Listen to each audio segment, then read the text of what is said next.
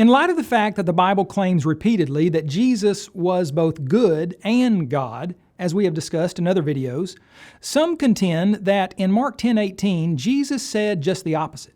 In an article titled New Testament Contradictions, Paul Carlson listed Mark 10:18, among other passages, as being an embarrassment to the church, as it allegedly indicates Jesus did not consider himself sinless. By Jesus saying to the rich young ruler, "Why do you call me good? No one is good but one, that is God," skeptic Dennis McKenzie said that Jesus is not only admitting that he is not perfectly moral, but that he is not God. Does Jesus actually admit not being good and God in Mark 10:18? Did he deny being perfectly moral as well as divine? Before answering this question, one must keep in mind that Jesus often responded to questions in unexpected, masterful ways. He offered thought-provoking, soul-searching answers, often in the form of questions that, unfortunately, many people have misinterpreted. Do you think the confident, commandment-keeping, rich young ruler ever thought that Jesus would instruct him to sell whatever he had and give it to the poor? To leave everything and follow Jesus? Surely not. Yet that's exactly what Jesus said to him. "One thing you lack. Go your way, sell whatever you have, and give to the poor, and you will have treasure in heaven. And come, take up the cross and follow me."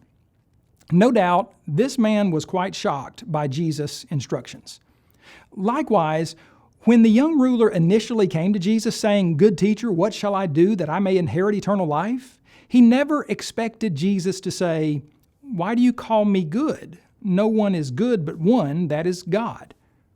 The young man seems to have regarded himself as good since he professed to have kept all of the commandments that Jesus mentioned. Perhaps the gentleman simply wanted to know from one good man to another good man, a good teacher, what do I need to do to inherit eternal life? However, rather than immediately answer the young man's question, it seems Jesus first wanted to humble him by highlighting that the young man was not as good as he considered himself to be, and also for him to realize who exactly he was questioning. He wasn't merely petitioning a good man. The Bible records various mere human beings who were called good. Luke recorded that Barnabas was a good man. Paul indicated that Christians are to do good to all. Are Christians who do good Christians? Even Jesus stated previous to his encounter with a rich young ruler that a good man out of the good treasure of his heart brings forth good things. Thus, clearly, when Jesus spoke to the wealthy ruler, he was not using good in the sense of a man being able to be good. Rather, he was using it in the sense of God being absolutely, supremely good. The kind of goodness to which he was referring belonged only to God. The only way man can objectively call someone good is if there is an ultimate standard for goodness, the supreme, unblemished, good God. Jesus never said what skeptics and various Bible critics allege he said, that he was not good or that he was not God. Instead, Jesus attempted to get the rich young ruler to see the implications of calling him good teacher. Do good, merely human teachers claim to be the Messiah? Do good men accept worship and honor due only to God? Do good men claim to have the power to forgive sins as Jesus did? Absolutely not. But Jesus had the power to forgive sins. He actually claimed to be the Messiah and accepted worship. So what was Jesus implying when he asked the young ruler, "Why do you call me good? No one is good but one, that is God." I submit to you that he was implying the exact opposite of what skeptics suggest. In essence, Jesus was saying, if you're calling me good, then you must come to realize that I'm also God. Because if not, I'm merely a man, a bad man who's lying about being the heaven-sent, sin-solving Messiah.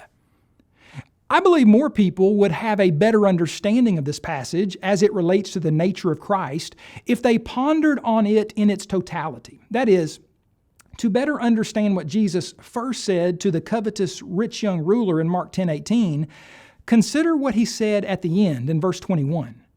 Go your way, sell whatever you have, and give to the poor, and you will have treasure in heaven. And come, take up the cross, be willing to suffer for my sake, for Jesus' sake, and follow me. Who says that kind of thing? Has anyone ever said this to you? If someone walked up to me today and said, Eric, sell your house and everything you own, follow me, and be willing to suffer for my sake, I might ask, among other things, who are you and by what authority do you say such a thing? Why would you expect anyone, including me, to give up everything and follow you? Friends, no mere man, no good man in his right mind would ever say and expect such a thing. However, God, the creator of physical life and the giver of eternal life, the treasures of heaven, has every right to command such. I submit to you that Jesus' command to the rich young ruler strongly implies something about his unique nature. That he was not merely a good man, but that he was and is God, who is innately and supremely good.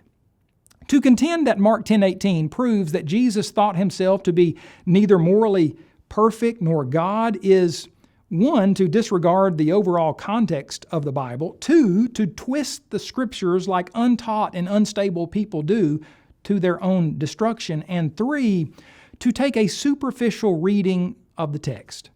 Far from denying the deity of Christ, Mark 10 verses 17 through 22 actually affirm it. If you would like to learn more about the greatness and Godhood of Jesus, be sure to visit us at apologeticspress.org.